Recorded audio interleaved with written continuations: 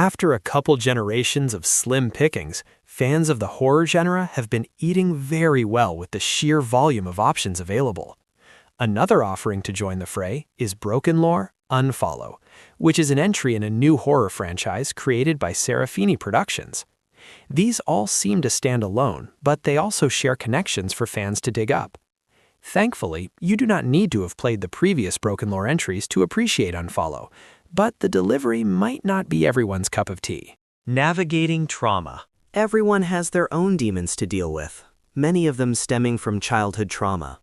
Such is the case with Anne, who finds herself caught up in a horror rally of the greatest traumatic events from her teenage years.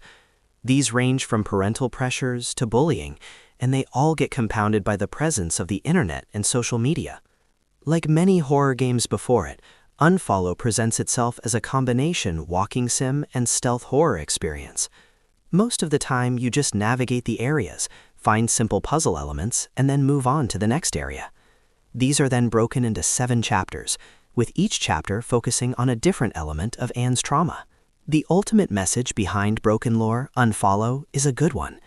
It explores what it means to depend on self-worth when it comes from the internet or outside sources, and it also digs into how you perceive and process those things in your life. The game wants you to disconnect from the things that treat you badly and focus on the things that benefit your well-being. That might even mean facing and coming to terms with your demons. Inconsistent delivery. The qualms I have with the story delivery is that it is heavy-handed at times, and then incredibly vague in others. Sometimes it's both. A good example is when social media comes into play. It leans heavily on the message of disconnecting and focusing on actual people, but then it also delivers alongside this message a fondness between Anne and a YouTuber. In my mind, I took this as focusing on what enriches your life and work on your needs. However, I also see this as simple as just disconnecting from the internet entirely to fix your problems. Interpretations play a big part in psychological horror games. Regardless, the delivery of the message can make or break the experience. Also, the use of actual influencers to portray in-game characters is a choice I go back and forth on. In some ways, their insight and presence help convey that side of life, but not all influencers are favorable to everyone. The intentions might not yield the desired impact because of that. Like with most walking sim games, the gameplay loop is simple. Interact with things to progress and watch out for scary creatures. Technically, there is a stealth element to the game, but it feels more shoehorned into the experience than anything else. You can crouch and avoid patrolling enemies if you choose, but most of the enemies' programming isn't very complex. Sometimes it lets you get away with walking by right in their line of sight, and sometimes they see you from a fair distance. The other thing of notice is shadow effects. This doesn't break the game, but you often see shadows that appear more like pixelations than anything else. In the darker areas, this quickly starts to take away from the immersion when all you look at is what shows up in your flashlight. Getting around the maps. Otherwise, if you are not directly within a 45-degree cone in front of them, you can make all the noise you want and run everywhere to avoid them. This is also a bit of a benefit simply because they often stop chasing you if you run far enough.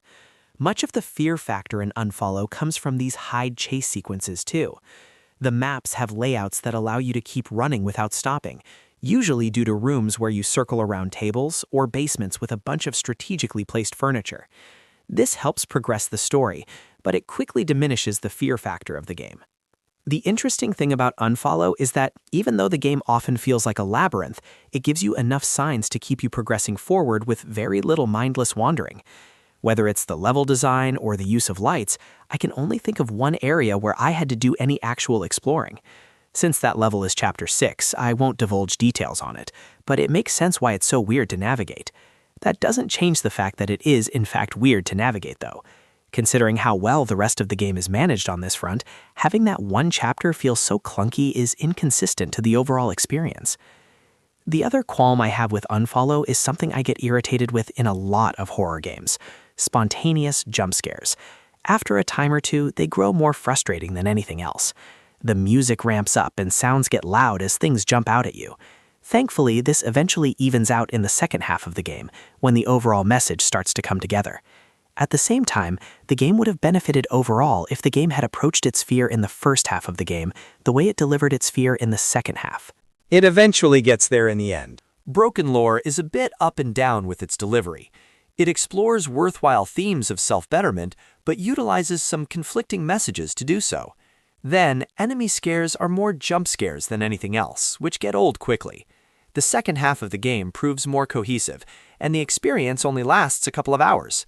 $30 isn't an unfair asking price for BrokenLore Unfollow, but it will likely keep people on the fence if they already are.